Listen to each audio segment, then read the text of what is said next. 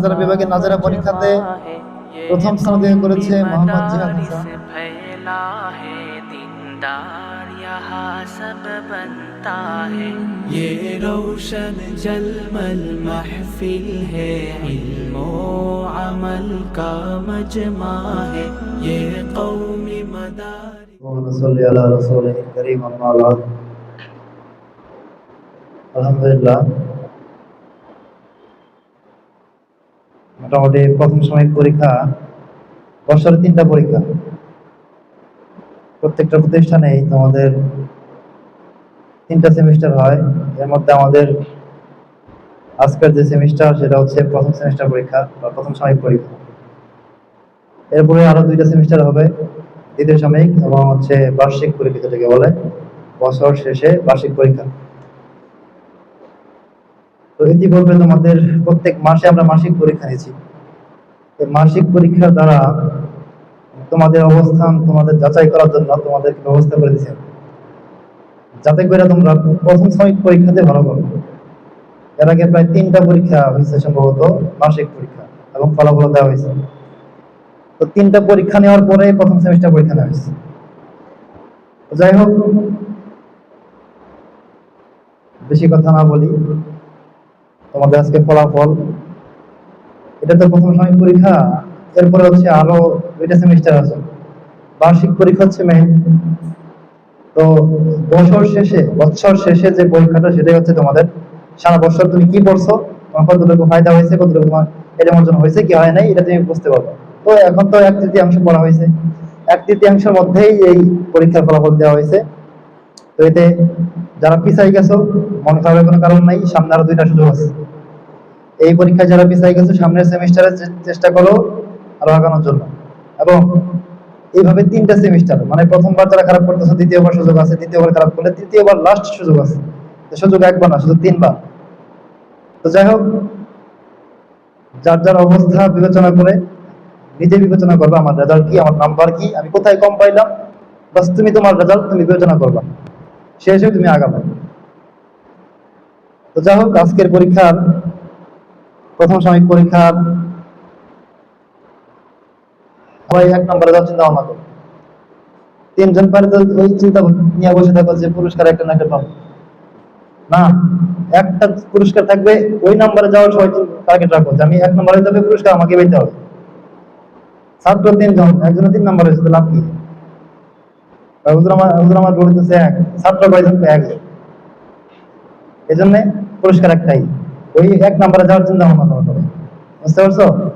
ইনশাল্লাহ বাকি বার্ষিক পরীক্ষাতে আমরা আলাদাভাবে বিবেচনা করবো, বার্ষিক পরীক্ষাতে আলাদা পরের বিষয়টা। আপাতত প্রথম সেমিস্টার, দ্বিতীয় সেমিস্টার পরীক্ষাতে তোমরা সবাই 1 নম্বর যাওয়ার চিন্তা ভাবনা করো। যাই হোক, তোমাদের প্রথম সাময়িক পরীক্ষায় নাজারা বিভাগে যেহেতু পরীক্ষা 2 ভাগে হয়েছে, একটা হচ্ছে তোমার জেনারেল পরীক্ষা বলা হয়েছে, আর একটা হচ্ছে কোরআন পরীক্ষা হয়েছে।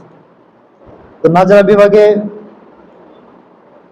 জেনারেল সাবজেক্ট অর্থাৎ বাংলা, ইংরেজি, গণিত, সমাজ, জেনারেল গুলোতে, বাংলা পরীক্ষাগুলোতে প্রথম স্থান অধিকার করেছে মোহাম্মদ জিহাদ হাসান, দ্বিতীয় স্থান অধিকার করেছে মোহাম্মদ আব্দুর রহমান হামিম, এবং তৃতীয় স্থান অধিকার করেছে মোহাম্মদ ইব্রাহিম খলিল। এই হলো বাংলা পরীক্ষার রেজাল্ট। এরপর হচ্ছে কোরআন পরীক্ষায়, আমাদের কোরআন পরীক্ষা নাজারা বিভাগে নাজারা পরীক্ষাতে প্রথম স্থান অধিকার করেছে মোহাম্মদ জিহাদ হাসান, দ্বিতীয় স্থান অধিকার করেছে মোহাম্মদ আব্দুর রহমান হামিম, তৃতীয় স্থান অধিকার করেছে মোহাম্মদ ইব্রাহিম খলিল। তো আজকের এই পরীক্ষায়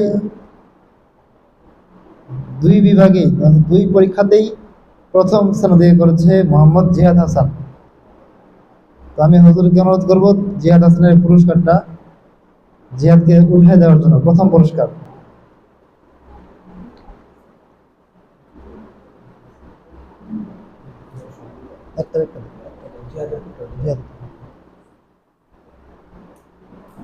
তুমি এদিক দিয়ে আসো, এদিক দিয়ে।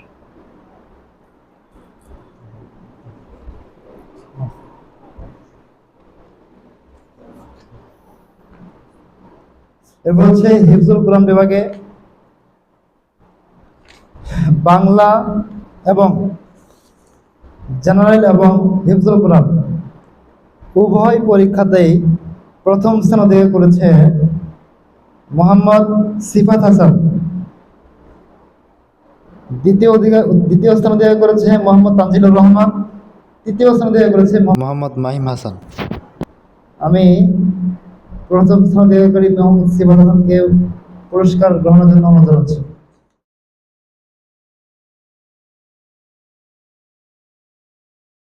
এরপর হচ্ছে কিতাব বিভাগ।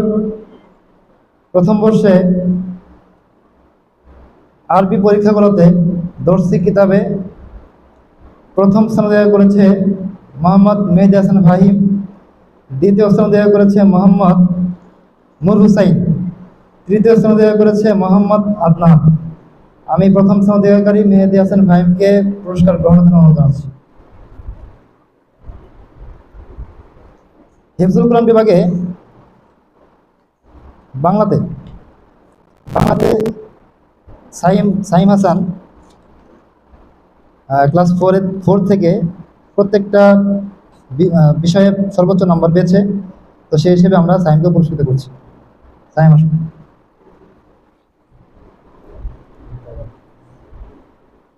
তো যাই হোক, আজকের এই ফলাফল যারা পিছিয়ে গেছে সমস্যা নাই, এখানে নাম্বার দেওয়া আছে, কে কত নাম্বার পাইছে কোনটাতে ওইখানে টানাই দেওয়া হবে তোমাদের মার্কশিট। তো তোমরা দেখে নিবা, পাশাপাশি কালকে শনিবার দিন তোমাদের পরীক্ষার খাতাগুলো দিয়ে দেওয়া হবে, কোথায় ভুল করছো, কোথায় কোন জায়গায় কার মিস্টেক হয়েছে, এগুলো প্রত্যেকটা মার্ক করে দেওয়া হয়েছে এবং কারেকশন করে দেওয়া হয়েছে। এই ভুলগুলো থেকে আগামীতে শিক্ষা নাও, যাতে এই ভুলগুলো আগামীতে না হয়। ঠিক আছে না ইনশাআল্লাহ? এবং পরীক্ষা মানেই হচ্ছে নিজের অবস্থা যাচাই করা। শোনো, পরীক্ষা মানে হচ্ছে নিজের অবস্থা যাচাই করা। আমার অবস্থা এখন বর্তমানে কি, তাহলে আমার কতটুকু আরো পড়তে হবে, সামনে আগাতে হলে 1 নম্বরে যাই, তাহলে আমার কতটুকু মেহনত করতে হবে। এটা হচ্ছে একটা নিজের অবস্থা যাচাই করা। সামনে আরো সুযোগ আছে। তো এটা যারা এবার পিছাই গেছো, আগামীতে দ্বিতীয় সাময়িক পরীক্ষাতে আগানোর মানে 1 নম্বরে যাওয়ার বা আরো আগানোর চিন্তা ভাবনা করে পড়াশোনা করো, এবং সেই যার যে অবস্থা সেই হিসেবে পড়াশোনার গতি বাড়াই দাও। বুঝতে পারছো? হ্যাঁ, ঠিক আছে ইনশাআল্লাহ। যাই হোক, পরীক্ষা ফলাফল ঘোষণা করা হলো। এখন থেকে যার যার মতো প্রিপারেশন নিয়ে সামনে আগাও। ঠিক আছে ইনশাআল্লাহ? আমাদের টার্গেট দ্বিতীয় সাময়িক পরীক্ষা। ঠিক আছে ইনশাআল্লাহ? দ্বিতীয় সাময়িক পরীক্ষা এবং বার্ষিক পরীক্ষা, 2টা টার্গেট নাও ইনশাআল্লাহ।